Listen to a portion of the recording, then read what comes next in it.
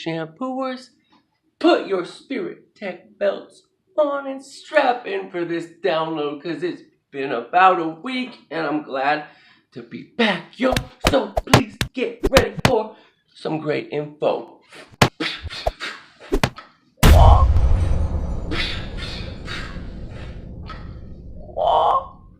Psych! Okay.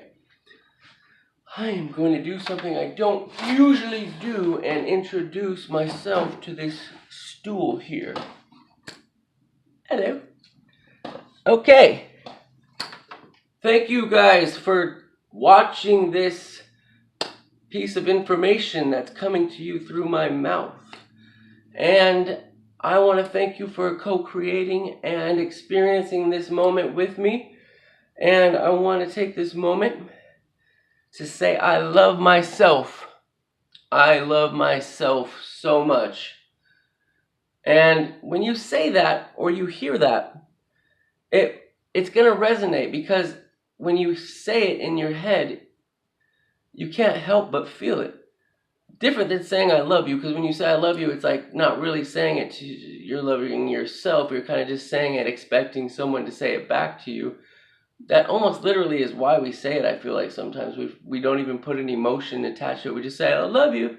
And they say, love you too. And it's like, okay, well, I'm good enough then. I'm validated.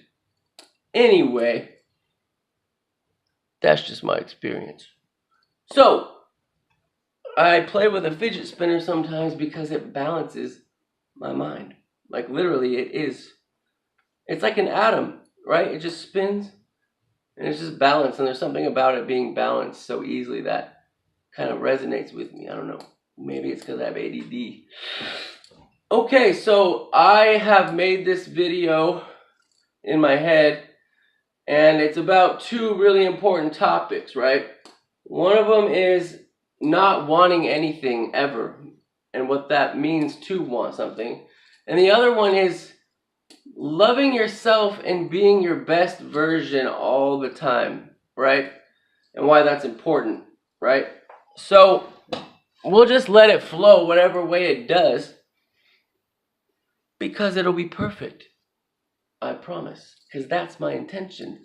I put the intention out that only positive, good information will flow, and that experience to you will be taken and broken down in your own way in which it can benefit you the most, right?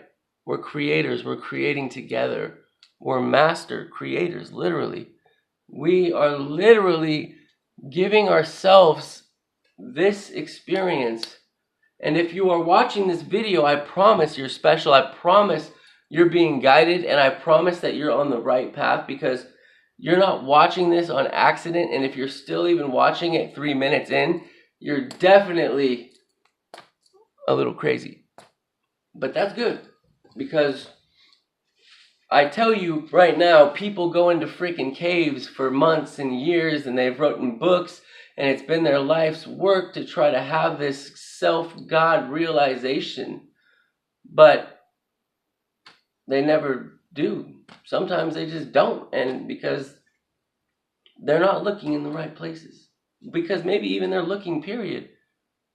Instead of just letting, they're looking, they're desiring, they're saying they're not something, which means they're seeking something, which is always reflecting, because you can't separate these two things. Anytime you're having a feeling, right, that's what the reality is perceiving and giving you. Because remember, I am everything. Every person is being created through me that I'm experiencing. Every person I'm perceiving only exists in my head as the version of them I create. All this reality is only experienced through me in a very special way that I experience it, that no one else does. Therefore, it is one reality that is unique to me. And when I go back to my wholeness, which you are part of, all of those experiences I had uniquely can be experienced by anyone that wants to tap into them. And that can actually happen right now if you are to be self-realized, like in a way that you can read my heart as I can read yours.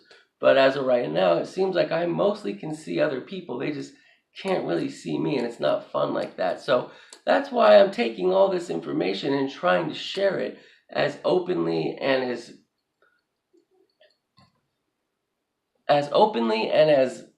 precisely and in ways that people might understand. I don't know. I just say things. So, why is it important not to want anything? Because the best gift I've ever had is the gift of knowing that I don't want anything, right? I sit content in complete happiness based on just the knowledge that I am everything. I am the cosmos. I am the planet, the ocean, the stars, everything beyond. It's all mine and it's all yours. And yo, I'm glad you got that nice car and everything, but yo, I am a cosmos. I am literally a cosmos. I am all that is, including that car you have. So anytime we are saying I want, we're also saying I lack.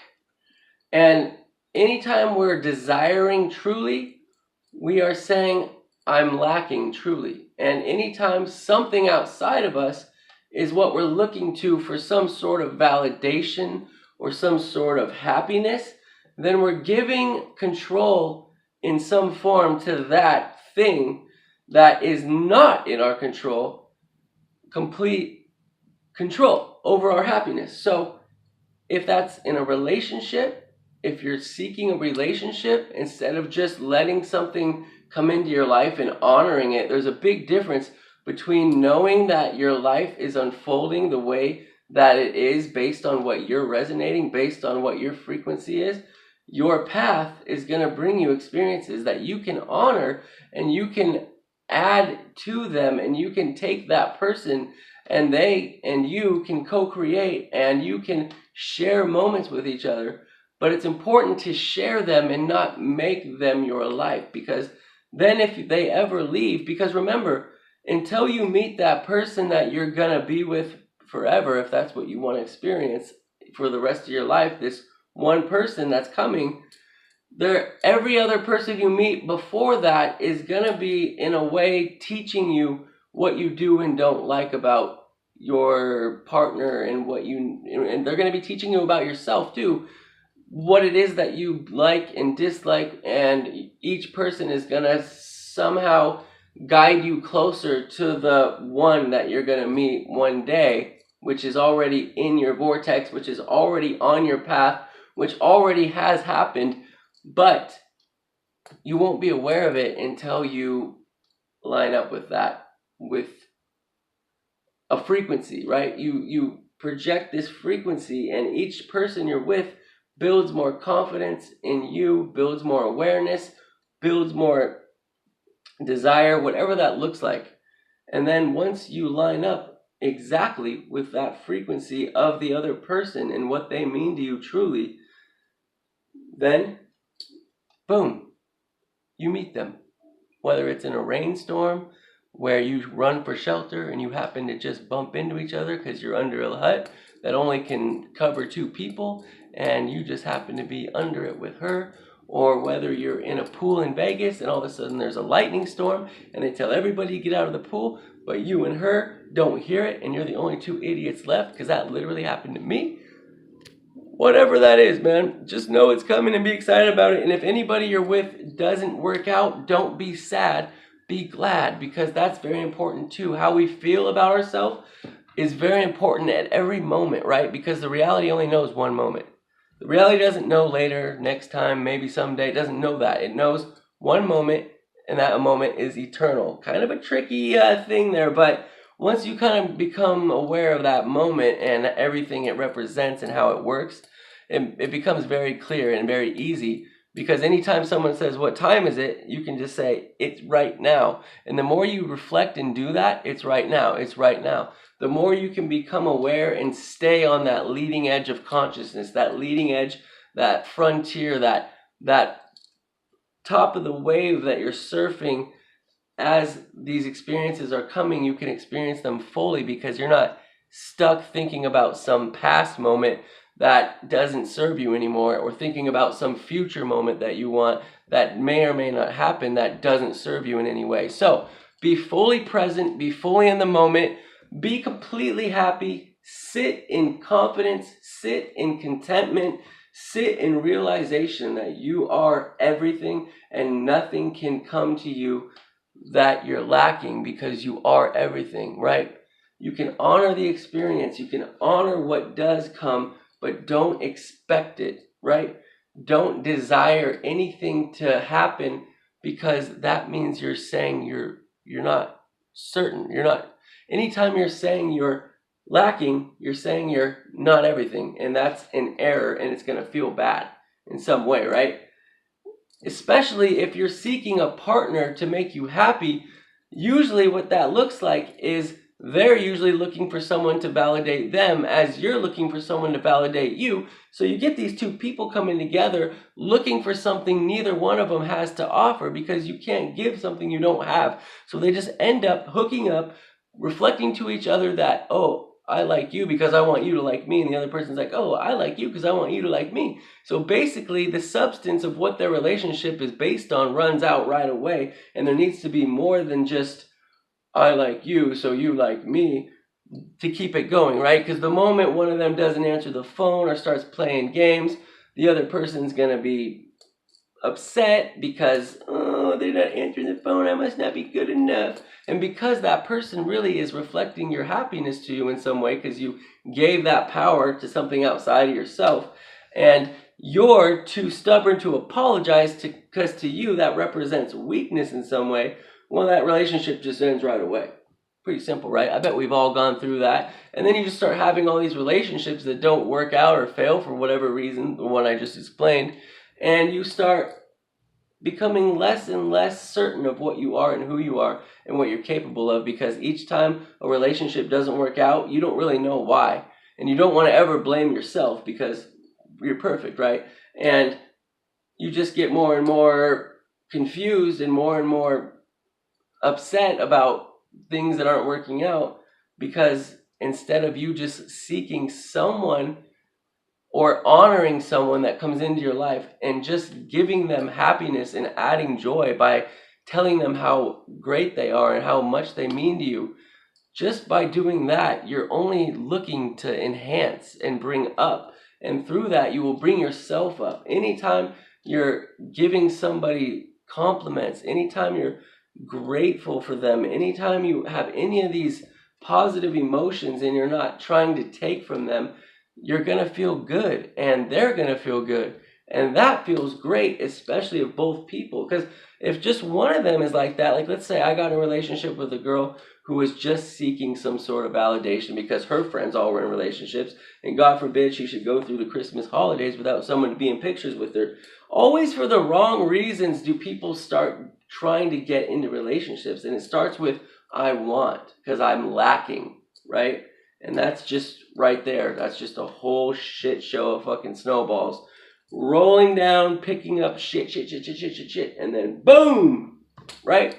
So what would happen is I would be bringing her up all the time, and she would love that, and she would not ever be really adding to me and my joy, though, because she would constantly be consuming my energy and not adding to it, because she never got into it to add. She only got into it to be validated some way. So it's important that we understand that, and we don't try to get into relationships, because I mean, honestly, you could go buy a pizza, right? And if you desired that pizza to make you happy, it would probably be better than the relationship, because at least you could do what you wanted with the pizza. Like you could take it home and bake it, and you could just cut it in small little slices if you wanted. You could eat just the cheese and not the gluten and feed the gluten to your dog, or you could eat just the gluten and not the cheese.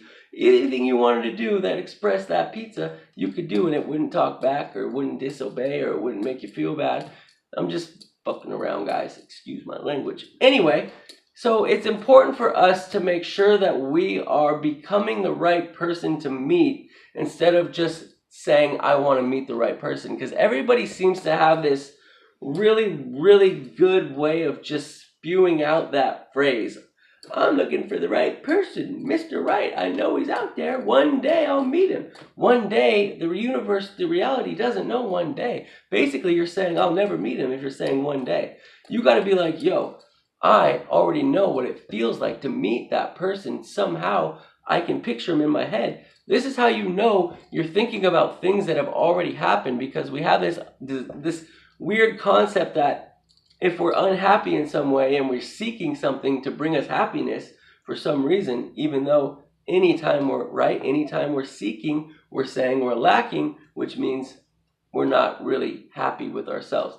So we think that these events happen by chance, right? I see all these people at the casino like pushing the button on the slot machine like they're going to accidentally get money that they wouldn't have gotten. Like, look, if you're supposed to get some free money or some money easy because you need it for some experience, or it's a tool for some, because that's all it is, right? It's a tool to bring you an experience. That's all money is, right? So if there's some reason you need money to do something, you better believe that if you're picturing whatever that something is in your head and you're truly excited about it and you just give it over to your higher self to bring you that experience in whatever way it can, if cash is necessary, you will get it one way or another. It doesn't matter if it's from a casino or not. So all those people in there pushing that button thinking that there's some luck that they're going to have, maybe if that's what it's supposed to be, but they're also saying at the same time that I don't trust in my higher aspect. I don't trust in the invisible magic that this whole world is reflecting to us at every moment. I don't trust in that because I think everything's up to chance. And I think that this moment might just come into my life and make me happy. No, the moments are all happening at the same time. There's no linear time. God doesn't know linear time. God doesn't know any next moments. It's just one moment, and anything that can happen in that moment is happening and has happened. So if I say, picture a house that you want, you don't start picturing a million houses. You could probably cut it down pretty quickly to the house you'd like to be in, what it looks like, where it's at, how many rooms it has, what the floors look like, right? You can pretty much go and cut that down pretty quickly, because little do you know that already exists. That house that you're living in already exists, and a version of you already lives in it. And through desire and through your joy of what that house means, as long as you can hold that frequency as if you are living in that house, there is no other option for the reality but to bring you that house, because you're on that path. It's vibration. It lines up, right? And as long as you are in line or in tune and tuning into that frequency, you're going to get that radio station, which is the station the house is on. But the moment we feel lack or we feel less than all that is, then we are tuning down that dial and we are going to experience everything on that radio station, which we don't really understand right now, because we are thinking, since we're good and kind and we don't steal and we don't cheat on our partners, that we will get the same thing in return because some douchebag just cheated on us, and we're feeling really bad about ourselves, like, what did we do wrong? Are we not good enough? Is someone better than me? All these things that this person leaving you or cheating on you represents negatively is only going to bring more negative to you, no matter how good you are, because you can only attract what you are resonating with, right? So it's important that we are always trying to find a way to find the best thought, right? Just say, yo, that person might have cheated on me, right? But that's fine, because that's better sooner than later, and any time is sooner than later, right? Better 5 years than 10. And plus, remember, guys, everyone is just showing you or guiding you or teaching you through this relationship what it is that you find attractive and what it is you desire in a partner, and also kind of showing you what it is that you maybe don't desire in a partner. All of it just bringing you more awareness and closer to the partner that you're supposed to be with. So just get excited and be grateful. And it's very important that we understand the difference, because these experiences, the feeling, the emotion they bring someone is completely, it's the most important aspect of it, right? Because we can both have the same thought and the same experience, but it's how we connect the two that's the most important, right? Like in the Bible it says, connecting the two, when the two are married, mountains can move, right? Well, I can link a video in the description where in 2.5 minutes, 3 practitioners in a non-medical or in a non-medicine hospital where they don't use any medicine, literally make a cancer tumor in a woman's bladder disappear in under 3 minutes, just through holding that belief and that feeling, which is most important, of her already being healed. And it's on an ultrasound or whatever it is that they can see through, and you can literally watch it as it happens. These three guys, these three practitioners, spend their whole lives understanding how this works and how strong belief is. So just through their belief in holding the feeling of a version of this woman that's already healed, they are literally using the power that they know they have, the creation, the creator, the master creators that they are. And they are literally dissolving this tumor through the belief and the feeling that this woman is already healed. And they're not giving any room for it to exist. They're not expressing it in a negative way. They're not expressing it in a positive way. They're not even acknowledging that a body can have a tumor. That's how solid the belief is. It's so solid, just like when you go to the store and you pick up your car keys first. You don't say, I'm going to try to pick up my car keys and go to the store. You just grab them, right? That's not even a belief. You don't even have to think about it, right?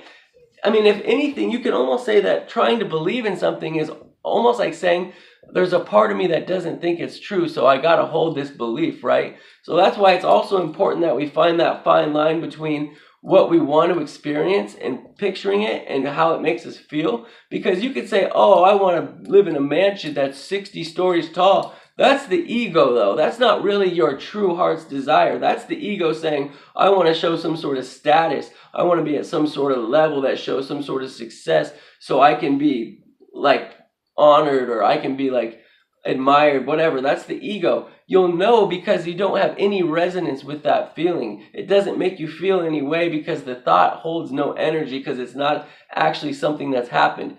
However, if you do get excited about something and you do find that projection in your heart of what does make you feel the most joy and the most expressed of yourself, you can find that house, you can find that car, you can find that person, and you can find them immediately. And that's how you know that it's projecting this source, which is the rest of you, because you are just a small fractal of this huge, all that is, experiencing itself through you. And it actually is what it's experiencing. If it's looking at that tree, you literally are that tree, and it's looking at that tree through your eyes. So you are literally the observed and the observer, right? And it's important to understand that. And it's important to understand that there's only one, right? Wholeness, totality.